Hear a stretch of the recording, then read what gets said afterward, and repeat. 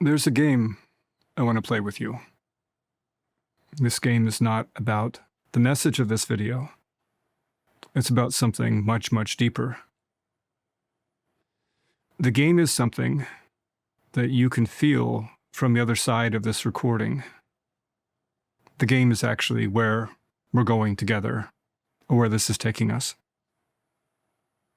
The game is actually the conceit of why I record in the first place.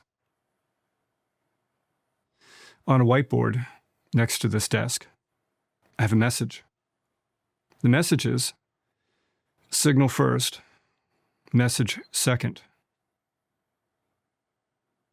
What's meant by that is that the signal is actually the point of entrainment, or mutual connection.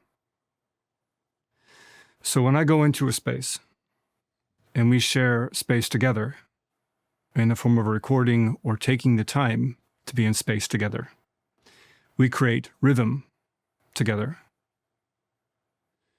What you call entrainment on a soul level, on a quantum level, but entrainment. In practice for many years, I would do this with people that I was seeing, patients. I would do this with them on a regular basis. And I would take myself to a still point, what my wife and I call the field. And I would go into the field, and I would slow myself down. And people would sit across from me. And in the space where they were sitting across from me, they would have a story. Or maybe they had a stressful day. Maybe life was challenging. And I would listen to them. But as I would listen, I would slow myself down. And I would slow myself down more and more and more. And when I slowed myself down, they became my rhythm. I did not become their rhythm. And so within a few minutes, invariably, they would say to me, I feel so calm. I feel so relaxed. I had one woman who came in, and she was having panic attacks and anxiety. She was unable to rest. And she was in my office for 5 minutes maybe. And she said to me in the midst of just spending time in space, she said to me, this may be the most relaxed I've ever been in my entire life. Now, what I find remarkable in that is that we live in a world where doing is more. So we work ourselves up.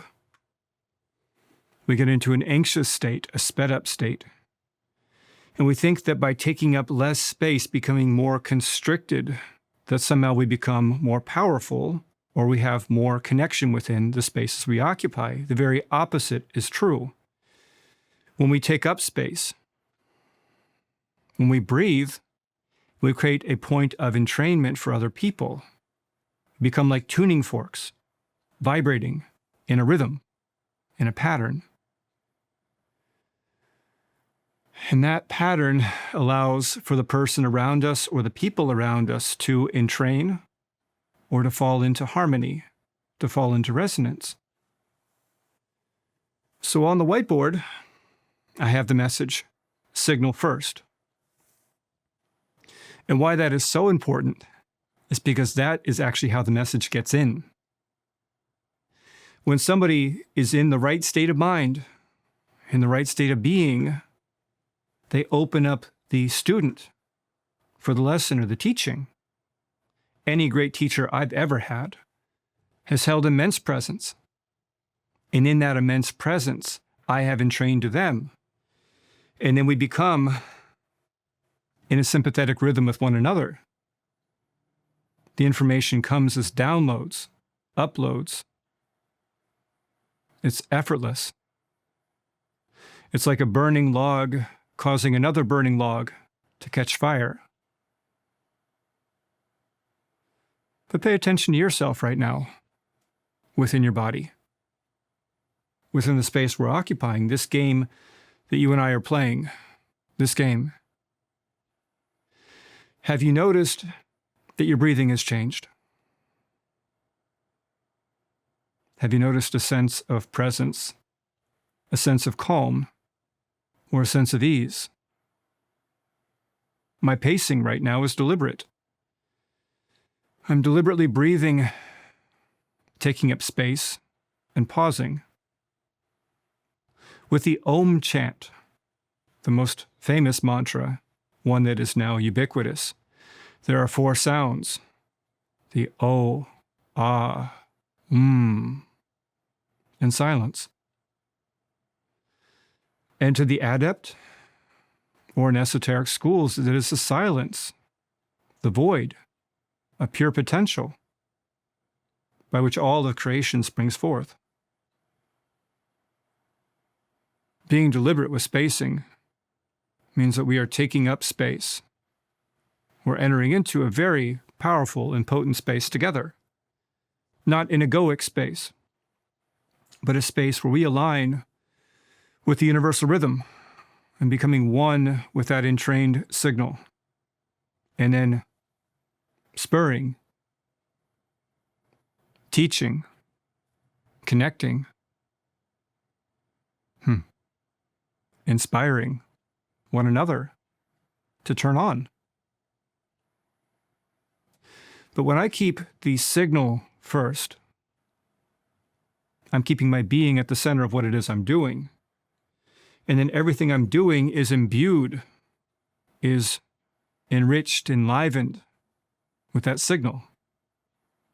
And in the message of what's being shared is being shared in an open way, in open space, because we've created space together to share something potent and important. It's also the space where intuition comes online. When I am uncertain, I slow down. When I have too many voices on the outside, or in media, or inside myself, I slow down. I get quiet. I listen. But this game extends beyond this video. This game extends into your life. You are living this game all the time. It is your choice whether you take up space, whether you follow the conceit of connecting with your signal before you speak, so that the words you speak move the world around you, because you have taken up space, because you are potent, because you are connected, because the things you've been anxious about, they don't rule eternity. They take you away from the now moment, the most potent moment of your life, which exists in this space. So I want to thank you for connecting into this space with me.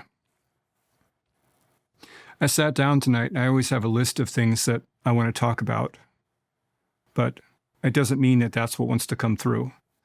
So I'll sit in this space and just ask the question, what am I speaking about right now? And I love for it to be extemporaneous. Buckminster Fuller, the polymath, inventor, and dare I say, insurgent in many ways. He had a lot of rogue or renegade ideas.